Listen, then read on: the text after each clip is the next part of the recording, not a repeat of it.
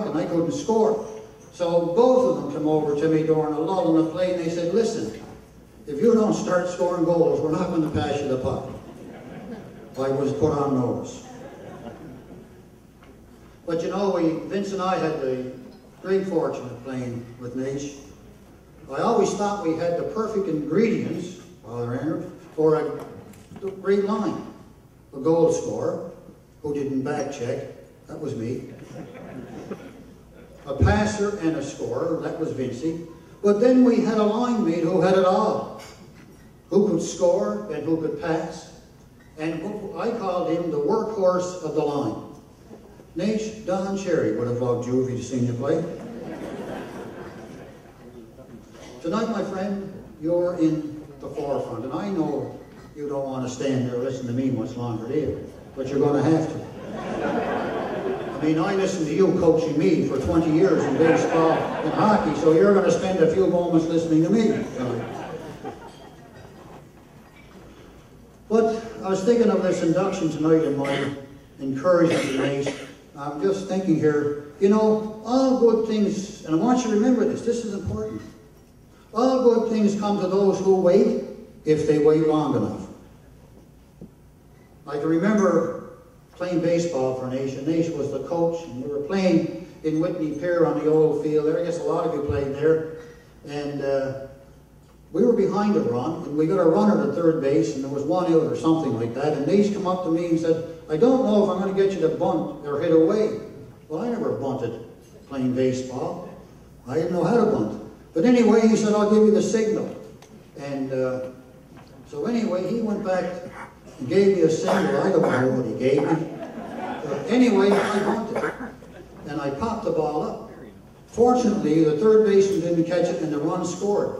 Naish came over, when I went back to Naish, he said, listen, if he had caught that ball, I would have. Well, I don't know what he was going to do because he never finished the sentence. Now, I want to ask you something. Did you ever get a ball and out from somebody with a smile on their face? I did. I have to say, no, thank you, Naish, bye. Hockey.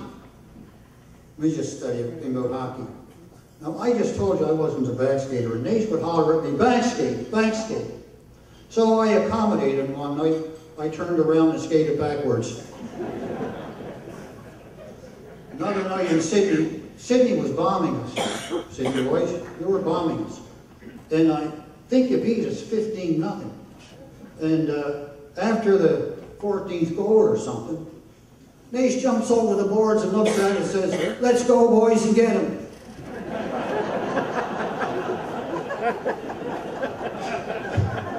I guess he knew what Yogi Berra knew before he said it. It ain't over till it's over. Or maybe he believed what Vince Lombardi did. We didn't lose the game, we just ran out of time. And there I am when the bell rang that night. Myself, I said, thank God it's over. But you know, behind every good man, there's a good woman pushing him out the door. Elvira, congratulations on getting Naish this far. Because as Naish said in the paper, you looked after the family and kept the home fires burning. On Naish's half, and I'm sure he'll say it for you. Thank you very much for allowing him to share his time with us, his teammates.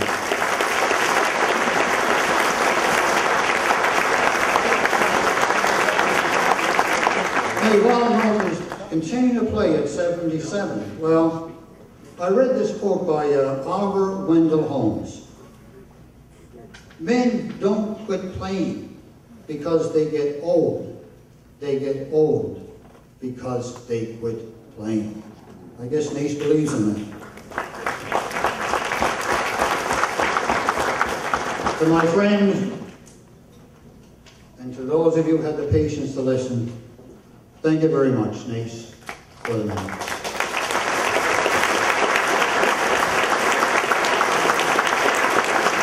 Now, he's shaking his head at me. Did you notice that?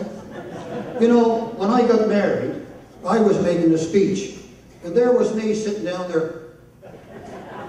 I don't know if he was agreeing with me or not. But anyway, Naish's family is here, you know. You want to stand up? Family is here. Family is all here. Come on, stand up.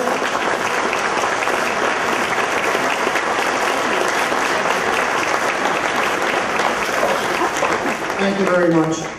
By the way, Elvira, this is the last year he's hanging them up.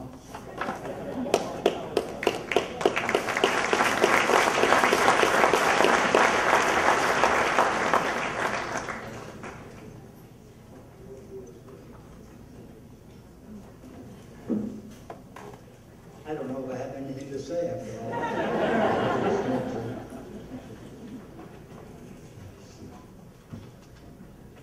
Members of the Cape Breton Sports Heritage Awards Committee, ladies and gentlemen, fellow inductees, I want to express my heartfelt appreciation to the Awards Committee for the honor I have been given tonight.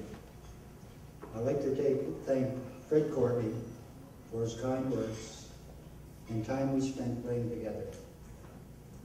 I have been very lucky during my sport career to have played with many outstanding individuals, but none better than Fred Courtney. Thank you, Fred.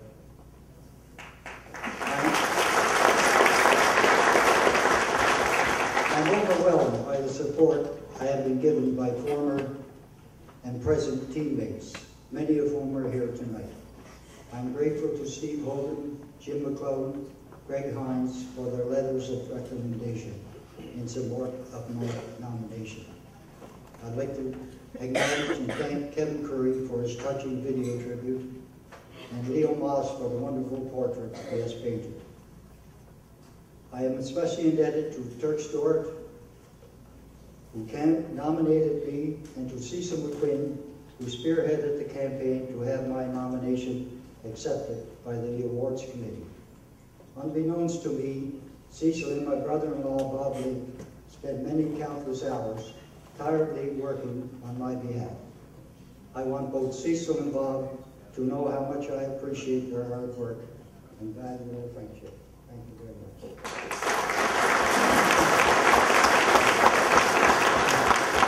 I owe a debt to many managers, coaches, trainers, teammates who have helped me throughout the years. Your names are too numerous to mention, but your coaching, your counsel, and most importantly, your friendship will never be forgotten. As we grow older and our memories dim, we may forget the games we played, the goals we scored, and the titles we won, but we never forget the people whom we played with. Those memories and friendships endure forever.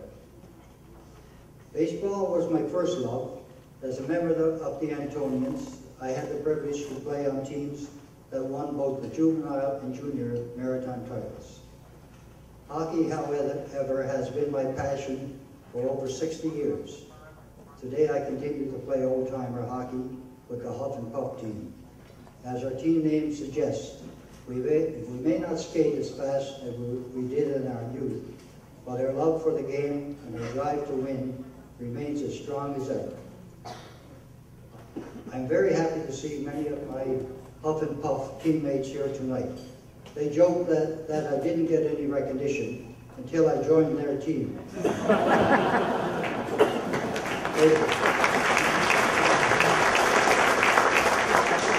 We'd like to point out our teammate, Matt Manglewood, who only after 2 years with the Huff and Puffers was called up by the NHL old-timer team. At the end of the season, I tell the boys that I may be hanging up my skates. God willing, the legs have another season in them. But if I have played my last game and I don't return in October, I'll miss the thrill of the game, and most of all, I'll miss the camaraderie that I have shared with my teammates throughout the years. As I look into the audience, I am humbled to see so many friends and family who have come to celebrate with me tonight. Some have traveled a long distance, and I'd like to thank my brother Tom, his daughter Caroline, and her husband Pat from Ottawa, my sister Kay and her daughter Diane from Toronto, my sister Anne Marie and husband Jimmy from Alberta, and my grandson Liam from Vancouver.